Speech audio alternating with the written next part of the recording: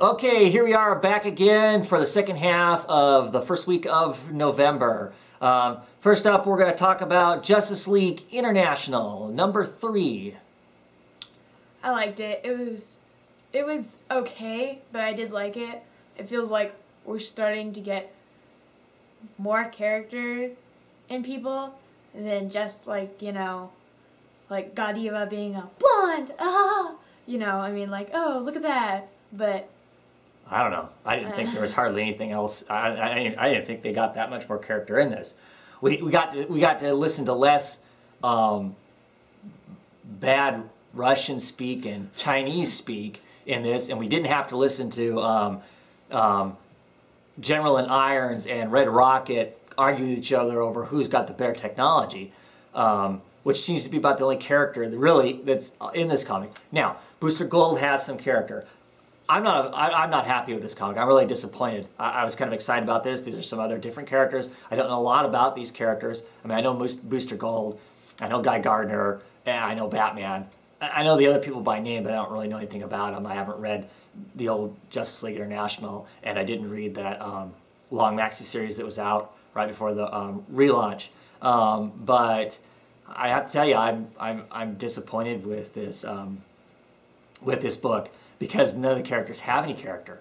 There's no investment in them. Most of them have 1 or 2 lines in the book. They're kind of throwaway lines. It's Booster. I understand Booster's the main focus right now, but if you're going to have these other characters even on the page, give them something else. Godiva is nothing other than she likes to hit on people, and I didn't sign up for this, and I'm not skilled for this, or I have no training in this.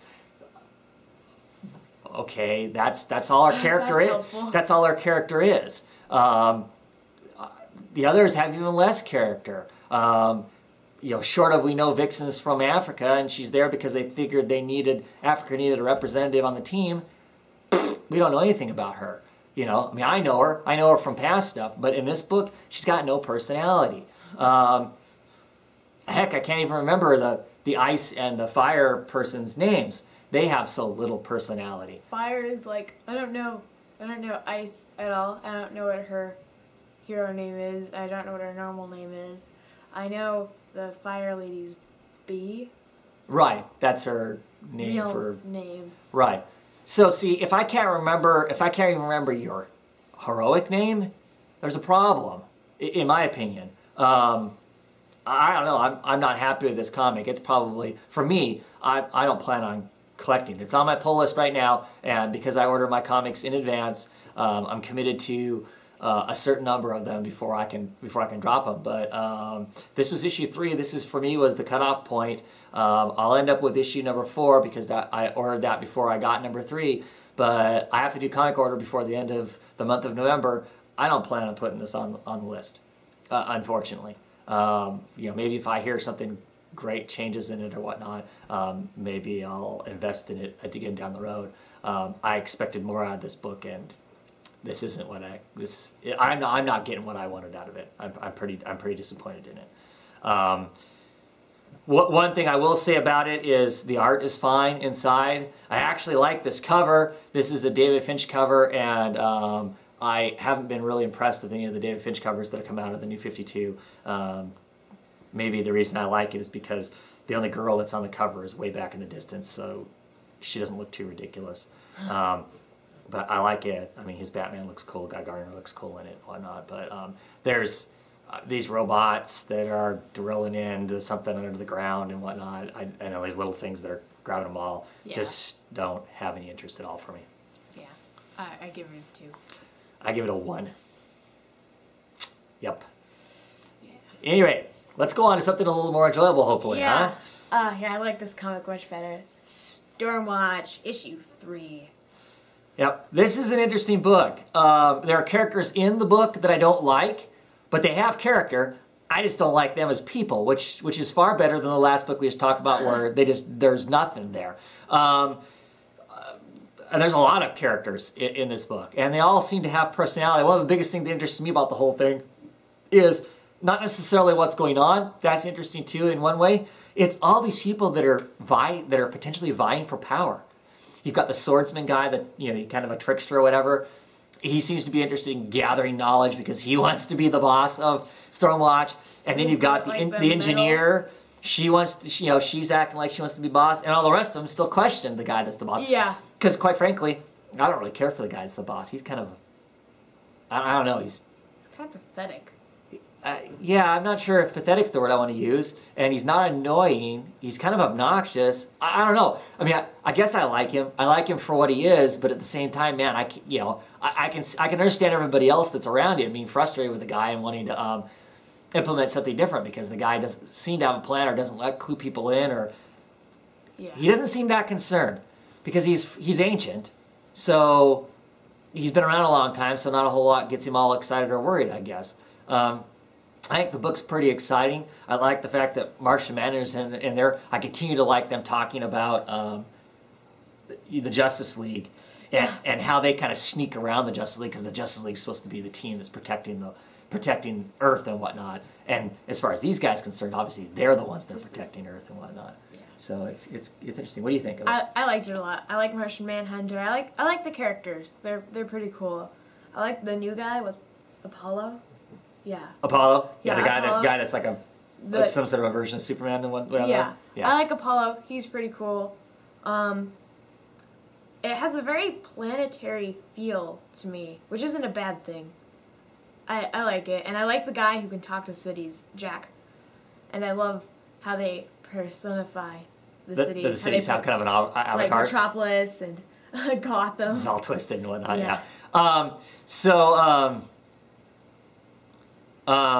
Shoot, what was I was going to ask you something about that, and I just forgot what it was. Oh well. So the planetary, you make the planetary comment, because I know other people made the planetary comment too. Does it feel like planetary because of the whole dimension hopping? It feels like planetary because of, like, their abilities. Like, Jack's ability talking to cities has a very planetary feel to me. Well, yeah. And then the little secret organization working around everybody else too. Mm. Yeah. Okay.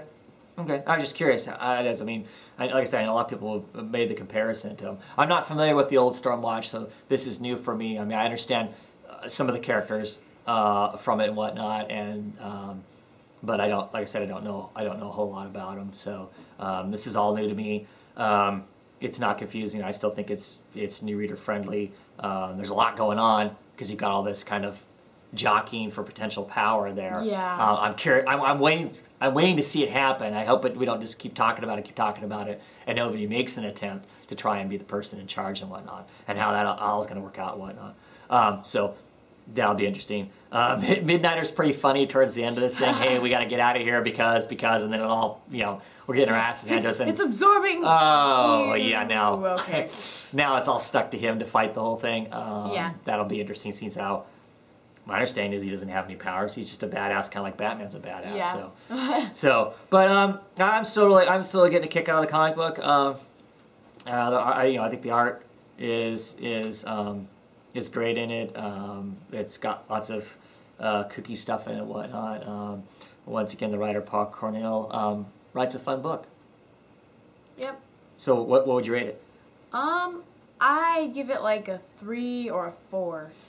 I'm gonna give it a 3. I think it's a solid, fun read. There's not anything exceptional in there, but definitely, it's definitely fun.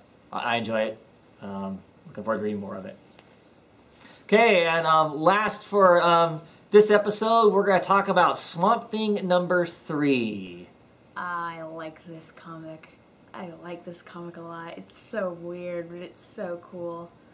Like, you find out what the big nasty bad thing that's causing all this stuff to come after the main character. It's the rot, or the black as they refer to it.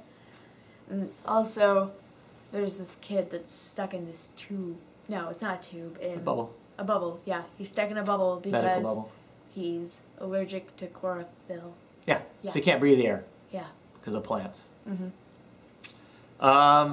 Yeah, this is such a great book. The art in it is fabulous. In this one in particular, it shifts artists. I really couldn't tell that much. I mean, you could tell that there was a shift in artists through it and whatnot, but it didn't. I don't think it broke the flow of the book at all. both artists use the same general style of how the panels are laid out and that sort of stuff. So it's just gorgeous as far as that goes. This story in particular explains little chunks of the past, gets us caught up a little more on the characters, and starts us down this path. Finally we get Alec Holland going on a path. He's not just I'm trying to live my own life. Yeah. Now obviously stuff has started moving and whatnot. This kid that's living in the medical bubble probably would have been a nice kid, except for other kids were bullying him. I mean, menacing him. So he's in this protective bubble to and try he'll die in minutes. Well, if he gets out, he breathes the air. He'll die. That's pretty horrific and whatnot. So but this doctor keeps insisting that he should be social and whatnot. So he gets rolled out to where he can meet the other kids. He's talking to the other kids. So what do the other kids do? The other kids pull out a fork and like, at midnight we're gonna pop your bubble. Right, knowing full well that it's gonna kill him. Yeah. I mean, that's pretty horrible. So he gets pushed into basically being this bad guy. Of course, he was born kind of being the bad, potentially had the potential of being the bad guy anyway. The whole mounted fish in the wall of the doctor's office. Oh, that was so awesome. The fish start talking to him and whatnot because they're all dead, of course. Yeah, this comic is just so good. This is one of those comics that I'm like, thank you for the New 52. You killed some comics that I really like, but I don't think we would have seen this otherwise. And Scott Snyder is so hitting it out of the park on this thing as far as writing. It is just an absolutely cool comic. Yeah, I completely love this. Every book has gotten better than the last book, which is just absolutely amazing for me. So I don't know. There's not. The cover is I'm not real cool about this cover in particular, but that's the only thing I could possibly say about this book that bugged me or that was bad. The kind of horror aspect of this thing is so cool. The way the kid, when he accepts the black and accepts being the rot, basically him just tearing up these kids that were terrorizing him, and the doctor who is a smoker, and he starts coughing blood and whatnot. The kid says, "Oh, you really shouldn't be smoking. It's bad for you."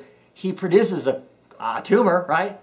Or is that his lung that comes out of his mouth? He's like, ah. I don't know which it is. It was some big gnarly tumor coming out of his mouth from the lungs. I don't know, but it was awesome. And the scene of the kid walking off wearing the scuba gear, it's just cool. I give this book a 5 out of 5. I give it a 5 too. It was awesome. Best thing out there. Anyway, I think that's it for this week. And these 2 episodes. We'll look forward to seeing you in a couple weeks. I get my comics every 2 weeks, so in 2 weeks we'll have a couple more issues of this for you. Anyway, have a good one.